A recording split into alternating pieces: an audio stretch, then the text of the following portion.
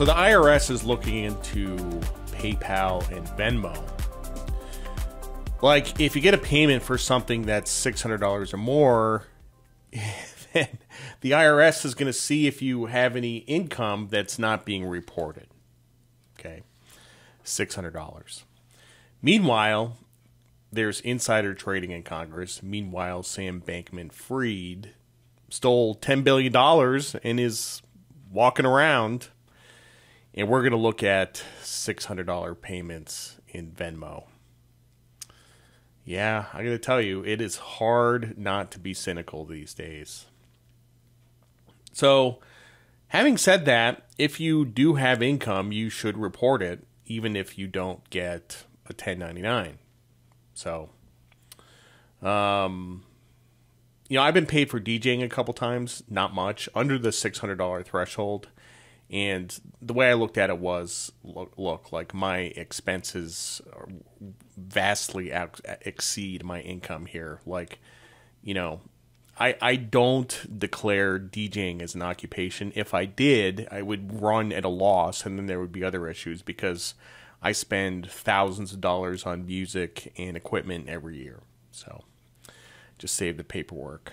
Now, if you go to a casino and you win money, I don't remember what the amount is. I think it's like $3,000 or something like that. If you win money in a casino, then they give you a tax form. It's a 1099-G.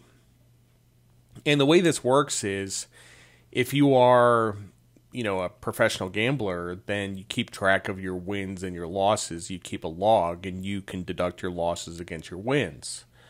But if you just go to a casino and you win $10,000 and you cash out and then you plow it back into the casino and you lose it, you're still going to owe the taxes. So heads I win, tails you lose. So this is not going to be the Complaining About Taxes podcast because we do that enough already. All I'm saying is that you should mind your P's and Q's. If you have income, you should report it, and not reporting income will get you in big trouble. And I'm thinking a lot about, since I'm in the music industry, I'm thinking a lot about these club promoters that get like just massive amounts of payments in Venmo, and they're going to have to start declaring that, and they're not the only ones. I mean, there's a lot of people that do business over Venmo. I don't. But yeah, that's going to affect a lot of people. And the alternative is you can just deal in cash, but that is a lot less convenient, and it's hard to move large amounts of cash. So I do have a quick story. So I grew up in Norwich, Connecticut, and there's a business in Norwich called Vacaturas, which is a bakery. And this actually, it got to be a nationally known case. So Vacaturas would have cash, and they would deposit in the bank, and they would deposit like $15,000, $20,000.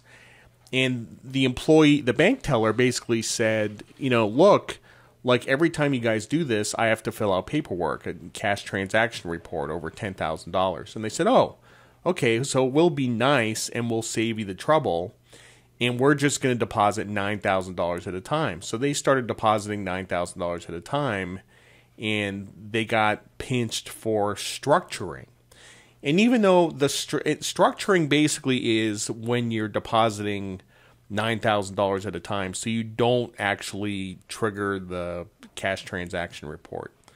And their intentions were purely innocent. They're not trying to like launder money or anything like that, but they had this whole big legal fight because they were accused of structuring. That's a true story,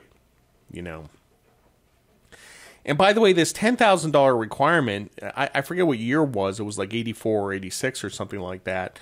But if you adjusted that for inflation, that would be $74,000 today. And the more inflation we get, the smaller that number gets. And pretty soon, every transaction is going to be reportable to the government, which I think is what the government wants,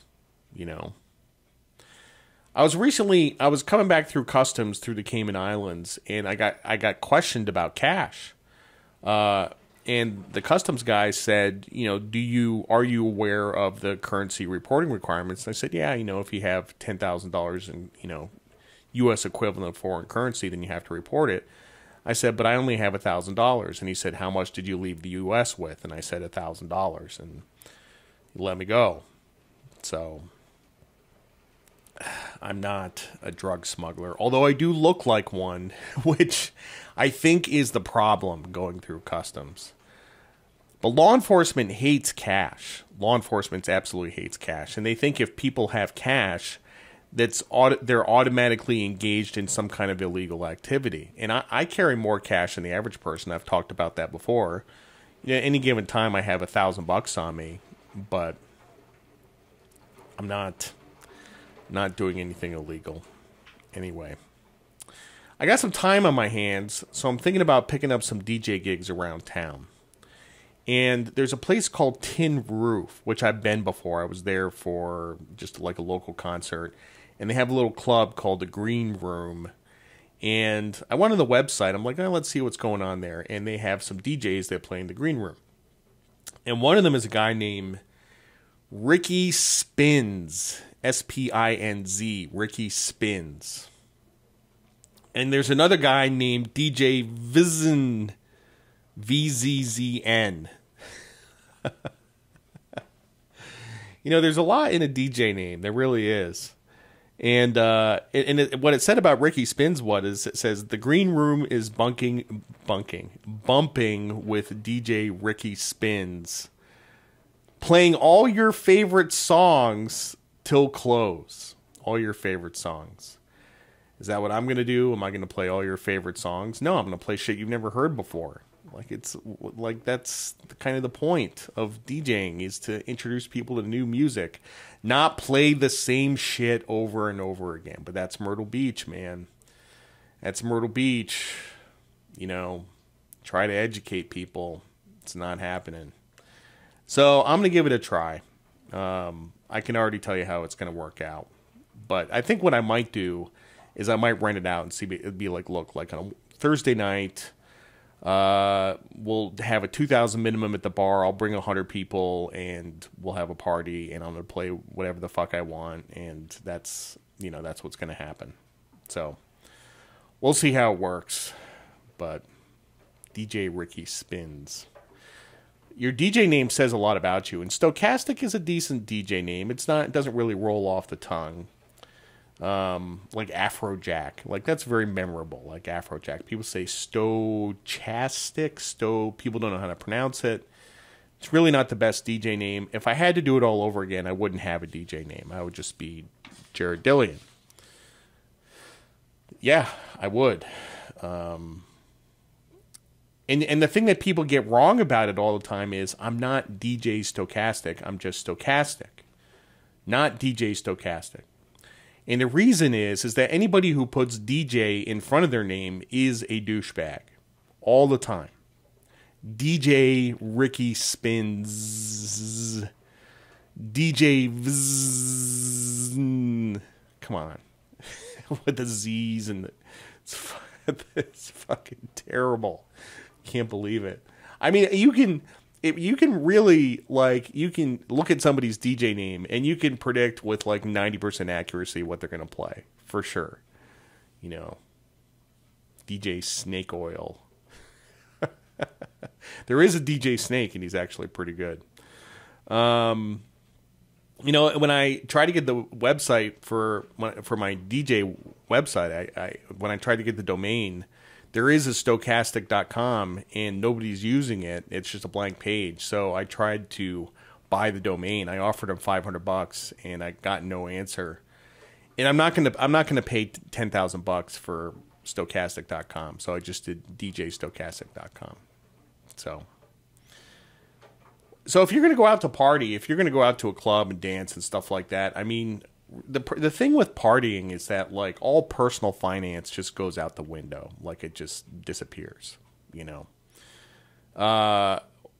there anything that you can do to save money when you're partying? Well, you can pregame, you can drink ahead of time, right? You can have 6 or 8 drinks and show up to the club loaded. People do that, save you buying booze at the club. I don't drink anymore, but back in my drinking days, I actually used to carry a flask around with me, and I would go into a bar and I'd just order a Coke and pour Jack Daniels in it, because this is how much of a CF I was. I was such a cheap fuck. I was so much of a CF that I wouldn't pay for a drink in the bar. I would pay like $3 for a Coke, and then I would just pour my own booze in it. Save money, but I don't recommend you do that. If you're going out, I mean, even in Myrtle Beach, like you're spending $100, and if you do this once a week for 4 weeks in a month, that's $400 a month. That's a pretty significant entertainment expense. It really is, and that's something you should think about when you're doing a budget. Like you have, your gas and utilities and transportation and all this stuff, but entertainment is a big part of it, and it's not just the Netflix subscription. Like there's a whole bunch of stuff that goes into that, and if you like to go out and get loose, then that's got to go in the budget. So, what do you put for your entertainment expense? $400, something like that. I mean, if you're making $4,000 a month, that's like 10% of your income, right? So it's significant. So then what happens is you go out and you get drunk and you get shit-faced and you make even dumber decisions and you end up spending even more money. And then, I mean, it's, in The Gambler, which is one of my favorite movies of all time, I've said that before, the whole John Goodman speech, he says, don't drink. You'll save money. That is absolutely true. If you don't drink, you'll save a lot of money. And not just because booze is expensive, because once you start drinking, you're going to spend money on all kinds of dumb stuff. You're going to be buying rounds for the bar and stuff like that. So a nightclub is a terrible business, and I would really love to own one someday, but I just recognize that it would be a money-losing proposition for sure. It would be a terrible business. I was just at a nightclub in New York City, in Brooklyn. I was at the old Output. It's called Superior Ingredients. I keep want to call it Suicidal Tendencies, but it's Superior Ingredients. And they haven't changed it much since the Output days. But it's a bad business. There's a bar, but it's small and it's like off to the side in the corner. And when the place is filled up with people, if you're on the other side of the club and you want to get a drink, you got to like navigate your way towards this bar. Like I don't know how they make any money. Like it's a terrible business. Like if you're going to open a club, you need a big ass bar. You need a big bar with like 4 bartenders. You need to be cranking through. I mean, it's just sort of common sense, like it's not free. So I know a guy that owns a beer distributor, and you should hear him talk about how radically his business has changed in the last few years. Like people really moving away from alcohol and also moving away from beer and towards White Claw and stuff like that, but also just generally moving away from alcohol. And it's happening fast. People don't drink as much. And that's the thing with nightclubs is like, yeah, you get a bar and people buy drinks, but usually people bring drugs and they do drugs in the bathroom and they don't need to drink. So it's a terrible business. I mean, basically, so what I've started to see is I've seen cover charges starting to go up. When I go out to clubs in Miami, I've paid a $60 cover charge. I mean, the cover charge is going up because they're just not doing that business at the bar. Anyway, thanks for listening to the Be Smart podcast. I'm Jared Dillian. See you next time.